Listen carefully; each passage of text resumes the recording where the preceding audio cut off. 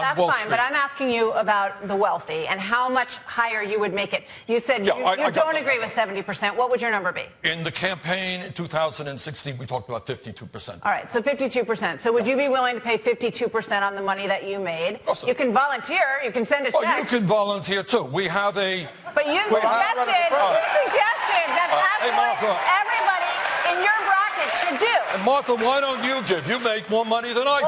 I didn't suggest a wealth tax. And she's not running for president. All right, but we're going to fight for a wealth tax.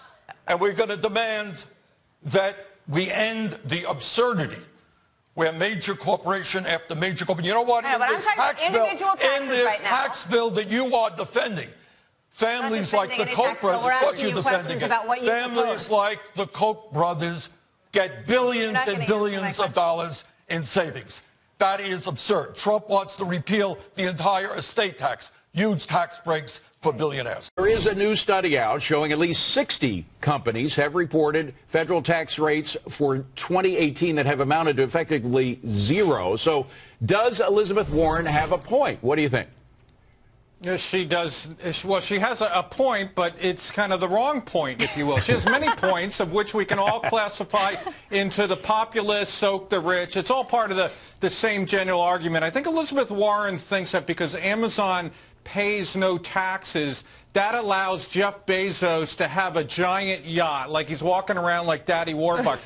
That's not the way the tax system works. I would rather see more corporations, to be honest with you, pay no taxes. We just recently brought the corporate rate in line with the rest of the world. In fact, the most detrimental tax that we have in America is the corporate tax. People are under the misconception that high corporate tax rates are good. When you have a high corporate tax rate, you know who gets punished?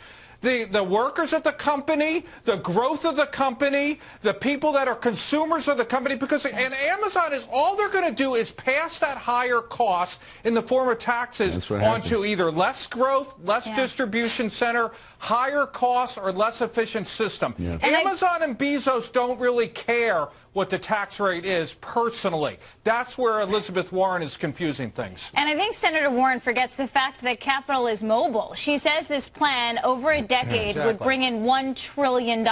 But are these companies still going to be operating here in the U.S. In 10 years if they have to pay these higher taxes? Because there's always a way to wiggle out of that. And that's something they might do.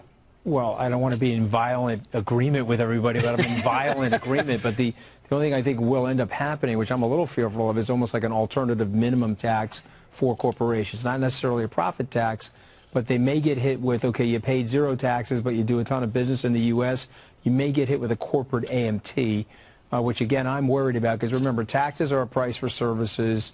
And if you really understand taxation, you're doubly taxing corporations, so I'm not a big fan of it. But I am fearful that could happen.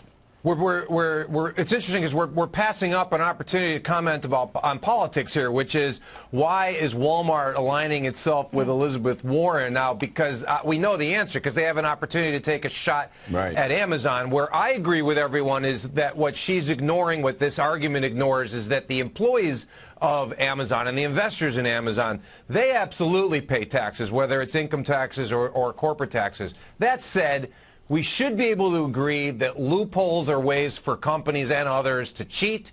It would probably be better to reduce the loopholes so that everyone gets treated fairly. And when I say everyone, I mean Walmart and Amazon at the same time. Well, Amazon, by the way, Lauren, is not going anywhere. They are going to continue to operate in the United States no matter what. But if you're taking advantage of a loophole, by definition, you're not cheating. You're taking advantage of a loophole. It's legal. I would say this is a perfect excuse for a flat tax. Get rid of all the deductions. Make sure everybody pays a lower rate, but a flat tax that everybody pays. You can't get rid of it. Deductions are eliminated, and everybody's on the same plane. What do you think of that? The lobbyists will never allow that, but that would be the best and simplest, cleanest thing to do. Or what if you give companies a tax break if they pay their workers more? You know, Amazon said to Walmart, basically one-up us. We're doing $15 an hour. You do $16. You do $17. What if you get a tax break for doing that? You're suggesting we should drain the swamp, I think, is what you're saying. But Anthony just explained to you, we can't do that. We won't let you do it. I want to jump in with one point, though, that Lauren made about capital being mobile. Adam, you said that Amazon is going to stay here. I question why. Why do they physically have to be here? They can operate the distribution centers remotely. Basically, this is an IT company. They could operate anywhere in the world. It's Gary, all over the internet. They don't have to be out there physically driving the trucks. They can sub that out. This is a company that could go anywhere, Adam. Well, they've shown you how they want to do business. They rather than doing what you're suggesting, they put their distribution centers closer to their customers so that they can be quicker. They want to control that. They are controlling that.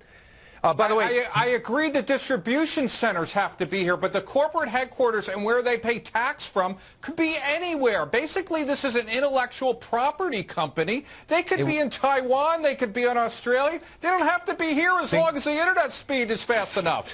Things are going to have to get pretty bad before they start doing that type of business from Taiwan. Well, they were bad. Well, keep before raising Trump the taxes came in, with Elizabeth Warren. And before Donald Trump came in, remember, we had the highest corporate tax rate in the developed world, and that's why companies were relocating, going out to Ireland and everywhere else, and now they're coming back, thank goodness.